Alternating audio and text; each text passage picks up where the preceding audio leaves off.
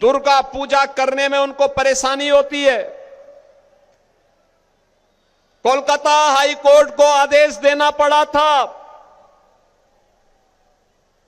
कि जो लोग सरेआम दुर्गा पूजा के शोभा यात्रा पर हमला कर रहे हैं उन लोगों पर सख्ती बरतनी चाहिए। जो लोग अवैध रूप से बंगाल के अंदर अव्यवस्था पैदा कर रहे हैं सख्ती उनके पर सख्ती की जानी चाहिए।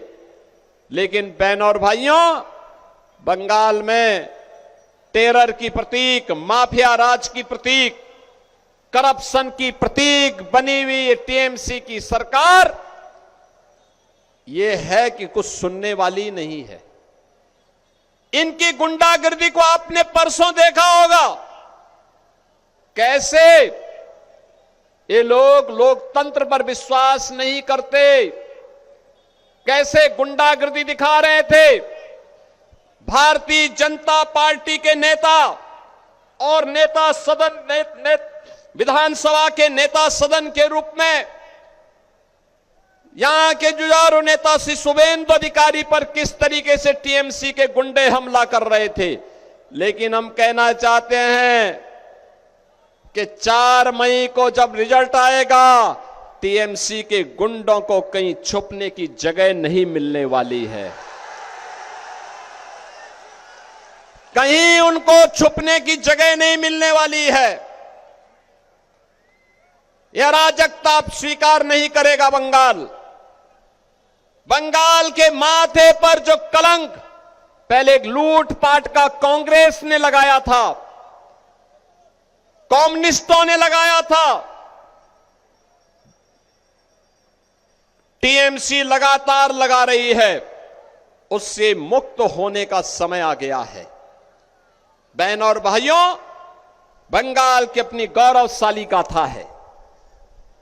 कभी भारत की अर्थव्यवस्था में बंगाल का योगदान सर्वाधिक हुआ करता था, सर्वाधिक होता था।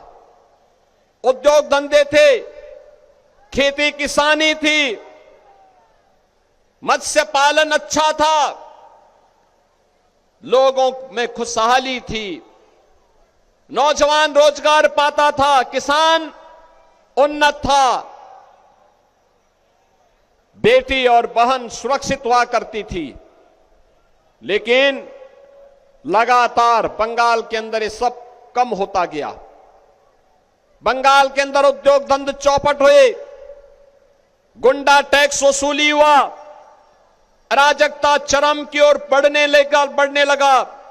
और आज बंगाल की स्थिति क्या है? पिछले 12-15 वर्षों में 7,000 से अधिक बड़े कारखाने बंद हुए, 20,000 से अधिक एमएसएमई यूनिट बंद हुई, लाखों नौजवान बेरोजगार हुए, धान का उत्पादन लगातार गिरता जा रहा है, मछली उत्पादन का काम लगातार नीचे जा रहा है।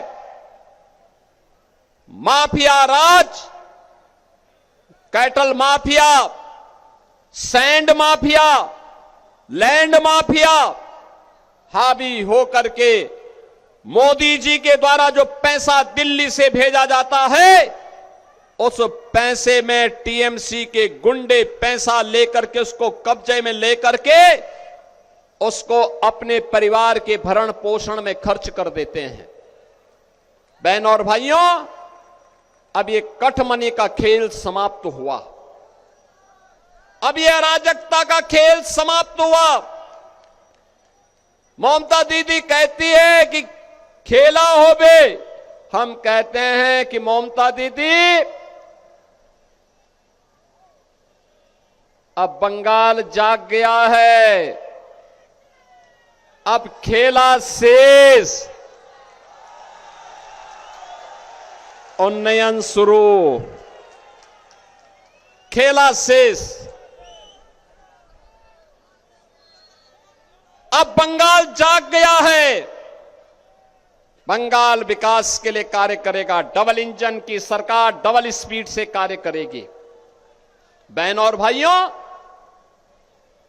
जो स्थिति आज बंगाल की है, कमोवेश यही स्थिति उत्तर प्रदेश की 2017 के पहले थी। वहां भी दंगे होते थे, अराजकता चरम पर थी, गुंडागिर्दी थी, बहन और बेटियों की सुरक्षा खतरे में थी, व्यापारी पलायन कर रहा था, नौजवान के लिए रोजगार नहीं था, किसान आत्महत्या कर रहा था, धड़ल्ले से गौ हत्या होती थी। लव जिहाद और लैंड जिहाद की घटनाएं लगातार वहां बढ़ती जा रही थी। महीनों महीनों कर्फ्यू रहता था। जय श्री राम बोलने पर वहां भी लाठी गोली चलती थी। कोई धार्मिक पर्व के पहले, उत्सव के पहले उपद्रव हो जाता था। और आज यूपी के अंदर डबल इंजन की सरकार है। डबल इंजन सरकार, न कर्फ्यू है न दंगा है, यूपी में सब चंगा है। काशी आप जाइए, प्रधानमंत्री मोदी जी के मार्गदर्शन में काशी एक नई काशी के रूप में दिखाई देती है। कितना बेहतरीन, कितना सुंदर काशी, नई काशी के रूप में। अयोध्या में आप जाएंगे, अयोध्या में अब भगवान राम की पावन जन्मस्थली पर भगवान राम का आसमान छूता हुआ बड़ा, सबसे बड़ा मंदिर बन गया है। भव्य राम मंदिर का निर्माण हो गया है। भव्य राम मंदिर का निर्माण हो गया है। कांग्रेस, कम्युनिस्ट और टीएमसी रोक नहीं पाए। राम मंदिर का निर्माण हो गया। वहां पर अब एक्सप्रेसवे बन रहे हैं, हाईवे बन रहे हैं, एयरपोर्ट बन रहे हैं, इनलैंड वाटरवे की सुविधा हो गई है, रोपवे बन रहे हैं, नौजवानों के लिए रोजगार है, नौकरी है। पिछले 9 वर्ष में उत्तर प्रदेश के अंदर 17,000 से अधिक बड़े कारखाने लगे हैं। लाखों नौजवानों के लिए नौकरी आई है। आज सुरक्षा का वातावरण है, बेटी भी सुरक्षित है, व्यापारी भी सुरक्षित है, हर व्यक्ति को सुरक्षा की गारंटी है। और यूपी का बुलडोजर, बहनों और भाइयों, वो एक्सप्रेसवे ही नहीं बनाता है, माफिया की हड्डी पसली को भी रोड पर मिलाने का काम कर देता है।